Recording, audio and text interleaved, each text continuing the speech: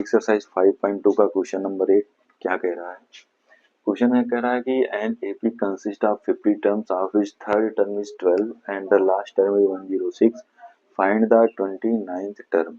ठीक है, सबसे पहले क्वेश्चन को समझते हैं। क्या कह रहा है, कह रहा है कि किसी एक एपी में जिसका थर्ड टर्म 12 है और लास्ट टर्म 106 है, उसका हमें 29वां टर्म बताना है, मतलब 29th टर्म फाइंड आउट करके बताना है। तो हम कैसे करेंगे क्वेश्चन को, इस टाइप का क्वेश्चन आप पहले कर चुके हैं, वही तरीका यहाँ पर भी लगाएंगे। ठीक है, तो देखिए सबसे पहले आप राइट करेंगे given, what is given in this question, that is AP का तीसरा टर्म 12 है। तो यहाँ पे आप राइट करेंगे A12 equal to a third equal to 12, मतलब थर्ड टर्म आपका 12 ये दे रखा है। तो यहाँ से क्या करेंगे, आप फार्मूला अप्लाई करेंगे जनरल फॉर्म वाला। थर्ड टर्म है तो मतलब यहाँ पर अप्लाई करेंगे आप ये a plus 3 minus 1 into d equal to 12। उसके बाद क्या होगा, ये होगा a plus 2d equals to 12। ये आपका बनेगा इक्वेशन नंबर फर्स्ट। ठीक है, अब देखो बोला है कि ए बी में टोटल 50 टर्म है और 50वां टर्म मतलब लास्ट टर्म हो जाएगा। लास्ट टर्म 106 दे रखा है तो आपको A50 दिया गया है। तो यहाँ पे आप राइट करेंगे as given last term equals to 106, और लास्ट टर्म क्या होगा, यही 50 टर्म हो जाएगा, मतलब 50वां टर्म हो जाएगा, क्योंकि ए बी में टोटल 50 टर्म है और ये आपका अंतिम टर्म होगा।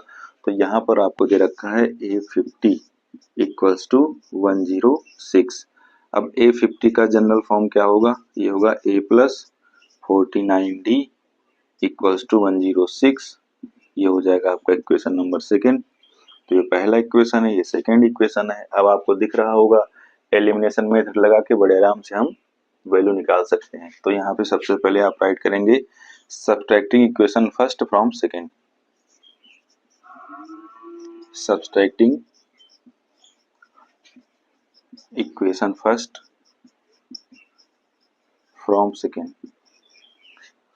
तो सेकेंड इक्वेशन एक बार फिर से राइट कर लो, a plus 49d equal to 106। First term आपका है a plus 2d equals to 12। Subtract करते हैं तो सिंबल चेंज हो जाता है, तो a से कैंसिल होगा। अब देखिए 49 में से 2 जाएगा तो क्या बचेगा, 47d बचेगा इक्वल्स टू 6 में से 2 जाएगा तो 4 बचेगा। फिर यहाँ पर 10 में से 1 जाएगा तो कितना बच जाएगा, 10 में से 1 जाएगा तो 9 बच जाएगा। तो d इक्वल टू आएगा 94 अपॉन 47। अब देखेंगे क्या ये किसी वैल्यू से कैंसिल आउट होगा। ठीक है, तो इसको डिवाइड करोगे, 2 टाइम डिवाइड हो रहा, 47 टू जा 94 होगा, तो यहाँ से d इक्वल टू 2 आ जाएगा, मतलब कॉमन डिफरेंस d का पता चल गया। अब हमें a निकालना है, तो a को हम पहले वाले इक्वेशन से निकाल सकते हैं।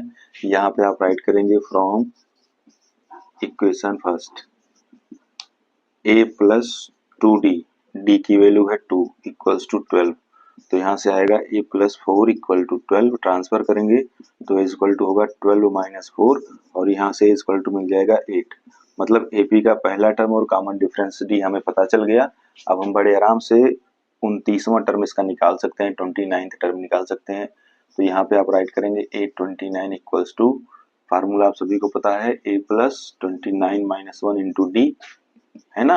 अब a की वैल्यू 8 है और 29 माइनस 1 करेंगे 28 हो जाएगा, d की वैल्यू 2 है, तो ये होगा 8 प्लस 2 8 जा 16, 2 2 जा 4 5 हो जाएगा। इनको ऐड करेंगे तो 8 प्लस 6 14 और 5 प्लस 1 6 64 आएगा। ये आएगा आपका 29वां टर्म और यही आपका आंसर हो जाएगा। यही क्वेश्चन में आपसे पूछा था, फाइंड द 29th टर्म। तो क्वेश्चन को सॉल्व करने का वही फार्मूला अप्लाई किया हमने, a plus n minus 1 into D का। ठीक है, अब चलते हैं क्वेश्चन नंबर 9 पर।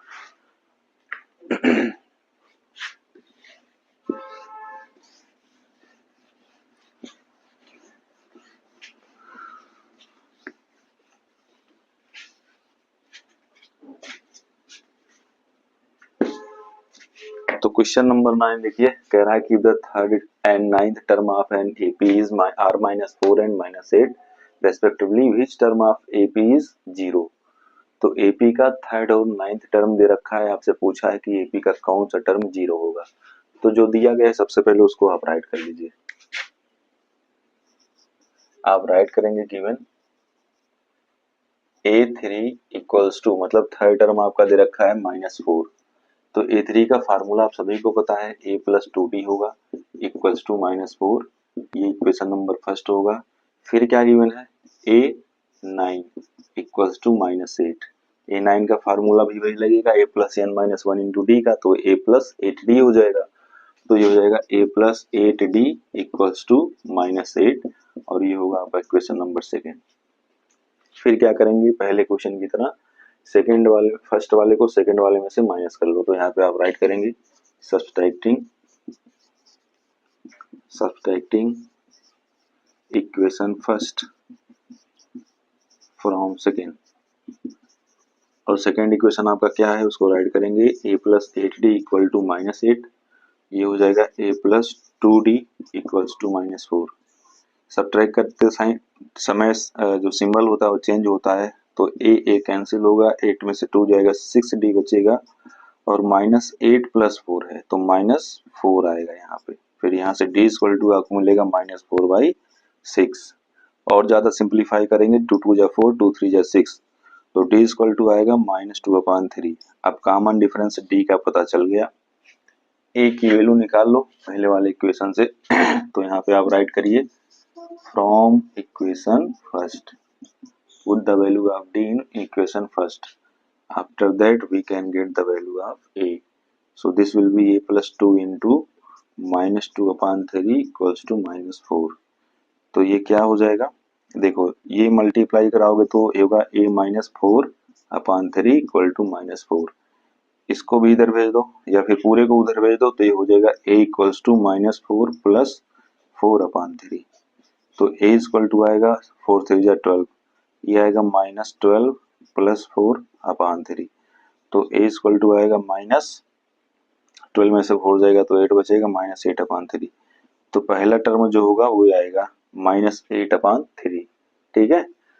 उसके बाद आप देखो आपका D सही आएगा, इसको चेक भी कर सकते हो आप, क्योंकि A3 इक्वल टू -4 दे रखा है, तो यहीं पे पुट कर लो। A की वैल्यू है -8/3 प्लस 2 इंटू -2/3, और ये आपका 4 आना चाहिए, तो ये होगा -8 -4/3। तो कितना है, 8 और 4 हो जाएगा -12/3। सॉल्व आउट करेंगे -4 आ जाएगा। तो डी की जो वैल्यू आई है बिना आंसर शीट देखे आप ऐसे चेक कर सकते हो कि ये -4 आ रहा है कि नहीं आ रहा है, सेटिस्फाई कर रहा है कि नहीं। ठीक है, तो ए मिल गया, डी मिल गया। आपसे पूछा इसका कौन सा टर्म 0 होगा, तो यहाँ पे आपको तो पता है नहीं, आप राइट करेंगे let nth term will be 0। AP का nth टर्म 0 होगा ऐसा हम मान के चलेंगे, क्योंकि हमें पता है नहीं कौन सा टर्म 0 होगा। तो ये हो जाएगा an इक्वल्स टू 0। अब n की वैल्यू जो आएगी वही आपका आंसर हो जाएगा। तो n की वैल्यू निकालने से पहले यहाँ पर फार्मूले में आपको सारी चीजें पुट करनी पड़ेंगी। a plus n minus 1 into d equal to 0। a की वैल्यू है -8/3 प्लस n माइनस 1, d की वैल्यू है -2/3 इक्वल्स टू 0। तो ये होगा -8/3, और देखो ये एज ए प्रोडक्ट है n -1 -2, तो एक बार मल्टीप्लाई कर लेते हैं। -8/3 plus -2/3 -2n/3 minus minus plus 2/3 equal to 0 हो जाएगा। अब सबके डिनोमिनेटर सेम है, कैलकुलेशन होगा तो होगा -8 -2n प्लस 2/3 इक्वल्स टू 0। अब 3 का उधर ट्रांसफर करेंगे तो 3 0 हो जाएगा, तो यहाँ पर बचेगा -8 प्लस 2 मतलब -6 -2n इक्वल टू 0। 3 का ट्रांसफर करेंगे 0 के साथ मल्टीप्लाई होकर 0 हो जाएगा, तो ये होगा -2n इक्वल्स टू 6, और यहाँ से आएगा n इक्वल टू 6/2। ठीक है, तो आ तो निगेटिव रहा लेकिन निगेटिव नहीं लिया जाएगा, तो 2 से डिवाइड करेंगे 3, तो n इक्वल टू आएगा 3। अब हम देखते हैं क्या इसका तीसरा टर्म जो है वो निगेटिव है, 0 है कि नहीं। तो जैसा कि आप सभी को पता है तीसरा टर्म यहाँ पर -4 दे रखा था, और यहाँ पर क्या आ रहा है -3 आ रहा है। तो कभी भी जब आप टर्म काउंट करते हो तो जो टर्म काउंट किया जाता है वो हमेशा नेचुरल नंबर में किया जाता है, वो पॉजिटिव नंबर्स होते हैं, 0 1 2 3 4 5 6 ऐसे आप काउंट करते हुए चले जाते हो। लेकिन यहाँ पर क्या आ रहा है, -3 आ रहा है, क्योंकि ये -2 एन इक्वल टू 6 है ना, ट्रांसफर किए तो -3 आया।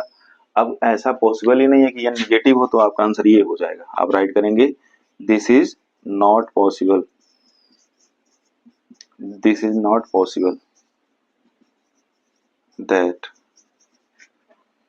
Value of n is negative number. ऐसा पॉसिबल नहीं है कि जो n की वैल्यू है नेगेटिव नंबर आ जाए। तो यहाँ पर इस एपी का कोई भी टर्म 0 नहीं होगा। तो यहाँ पे आप राइट करेंगे नो टर्म इज 0, ये आपका आंसर हो जाएगा। एपी का कोई भी टर्म 0 नहीं होगा। ठीक है, बहुत ही अच्छा सा क्वेश्चन था 9th वाला। देखो फार्मूला वही लगाना पड़ रहा है अभी हमें इस वाली एक्सरसाइज में, a + n - 1 इंटू डी का। तो बगैर फार्मूला याद किए आप क्वेश्चन कोई भी नहीं कर पाओगे। और ये बार बार मैं कहता हूँ कि फार्मूला जरूर याद कर लो सब।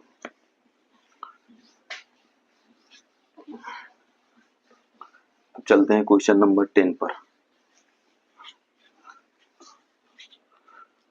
तो क्वेश्चन नंबर 10 देखो क्या कह रहा है, क्या दिया गया क्वेश्चन में, the 17th term of AP exceeds its 10th term by 7, find the common difference. तो बहुत ही प्यारा सा क्वेश्चन है। इसमें कह रहा है कि एपी का 17th टर्म जो है वो 10th टर्म से 7 ज्यादा है, उस एपी का कॉमन डिफरेंस डी आपको निकालना है। तो यहाँ पे आप राइट करेंगे as given 17th term exceeds its 10th term by 7, यही दे रखा है।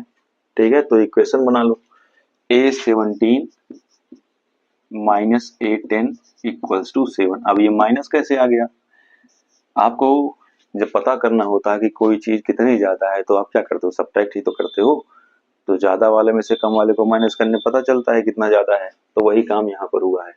A17 - A10 इक्वल टू 7, और यहाँ से A17 का फार्मूला अप्लाई करोगे तो आपको ये मिलेगा A + 16D माइनस A10 है, तो A10 का फार्मूला क्या होगा, A + 9D equals to 7। Bracket open करके कैलकुलेशन कर लो तो ये हो जाएगा A + 16D minus A - 9D equals to 7। A cancel होगा, 16 में से 9 जाएगा तो कितना बचेगा, 7D इक्वल्स टू 7। तो यहाँ से D इक्वल टू आएगा 7/7, कैंसिल आउट हो जाएगा तो D इक्वल टू आ जाएगा 1। ठीक है, तो यही आपका आंसर होगा, यही कॉमन डिफरेंस होगा।